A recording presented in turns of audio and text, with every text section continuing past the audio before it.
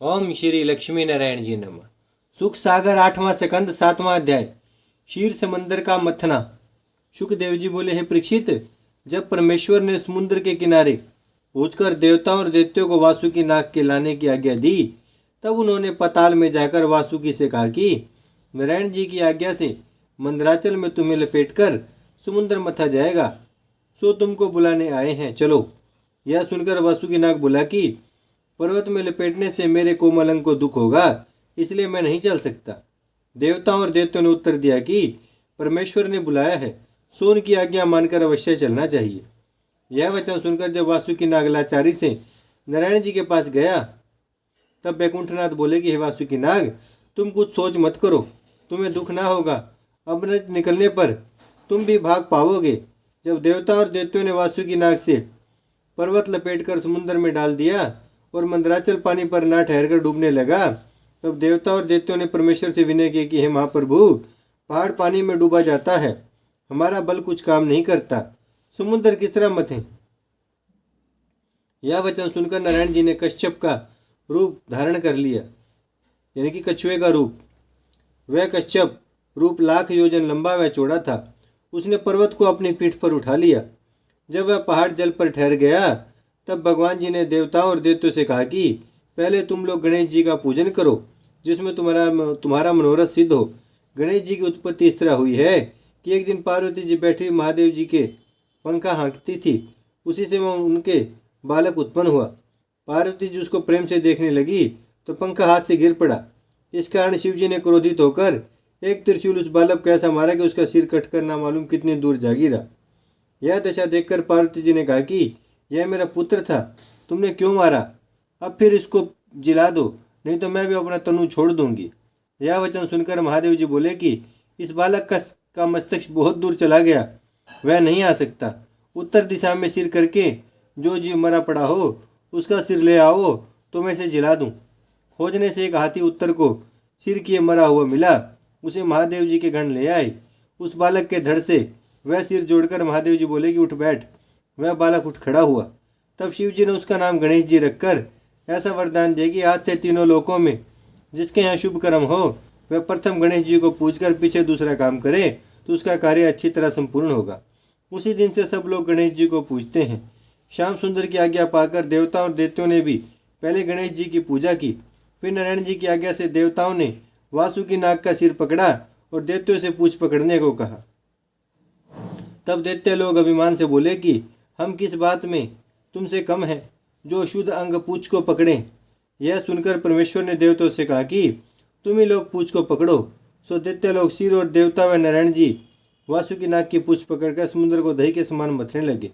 उस समय मंदराचल का घूमना कश्यप रूप भगवान को ऐसा मालूम होता था कि जैसे कोई पीठ में खुजलाता है। जब दैत्य लोग समुद्र मथते समय वासुकी नाग का सिर खींचने लगे तो उसके फुफकार से ऐसी ज्वाला निकली कि उनका सिर जलने लगा। तब दैत्यों ने फिर चाहा कि हम लोग पूछ पकड़ें। उस समय नारायण जी बोले कि जो बात तुमने अपनी इच्छा से अंगीकार किया वह छोड़ना ना चाहिए। जब देवता और दैत्य समुद्र मथते मथते थक गए, तब उन्होंने नारायण जी से विनय किया कि हे त्रिलोकीनाथ, अब हमें समर्थ्य नहीं रही कि हम समुद्र मंथन करें। यह वचन सुनते ही परमेश्वर ने कुछ अपना बल उनको देकर धैर्य दिया। तब वे लोग नवीन बल पाकर फिर समुद्र मथने लगे। समुद्र से प्रथम ऐसा हलचल विष निकला कि जिसकी गर्मी पाकर समुद्र के सब जलचर व्याकुल हो गए। देवता और दैत्यों ने घबराकर कहा कि हे बैकुंठनाथ, इस विष के रखने का कहीं ठिकाना कीजिए, नहीं तो हम लोग इसकी गर्मी से मरा चाहते हैं। तब भगवान जी बोले, इस गरल को महादेव जी के सिवा दूसरा कोई अंगीकार नहीं कर सकता, तुम लोग उनकी विनती करो। यह वचन सुनकर देवताओं और दैत्यों ने महादेव जी से हाथ जोड़कर कहा, हे महाप्रभु, इस विष से तीनों लोकों के जीव जलकर मरना चाहते हैं, इसको अंगीकार कीजिए।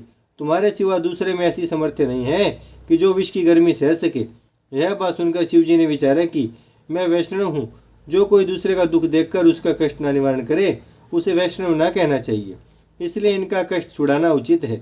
यह सोचकर शिव जी ने पार्वती की ओर देखा। तब पार्वती बोली, हे स्वामी, देवता लोग शरण में आए हैं, जिसमें इनका कल्याण हो सो कीजिए। नारायण जी ने भी शिव जी से कहा कि ये लोग देव हैं, आप महादेव हैं, इसलिए प्रथम जो वस्तु समुद्र से निकली है वह आपको भेंट करना चाहिए। सो आप इस अंगीकार कीजिए। सब जीवों का दुख हरना आपको उचित है। तब महादेव जी प्रसन्न होकर बोले, सच है, इस गरल को मेरे सिवा दूसरा कोई पी नहीं सकता। इसे पेट में उतार जाऊं तो रामचंद्र जी को, जो मेरे हृदय में रहते हैं, दुख पहुँचेगा। इसलिए कंठ में इस विष को रखे रहना उचित है। ऐसा कहकर शिव जी ने उस विष को, जो फेन के समान समुद्र से निकला था, एक ही बार से मुंह में डाल लिया। सो मुंह में डालते समय थोड़ा सा विष पृथ्वी पर गिर पड़ा था। उसी से सिंगिया और बचनाग आदि उत्पन्न हुए।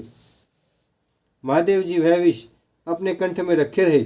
इसी कारण उनका गला बाहर से नीला है और नीलकंठ नाम प्रसिद्ध हुआ। नारायण जी ने अमृत दृष्टि से देवताओं व दैत्यों को देखा तो विष की सब गर्मी उनके अंग से दूर हो गई। देवताओं ने शिव जी की बहुत स्तुति की। ओम श्री लक्ष्मी नारायण जी नमः।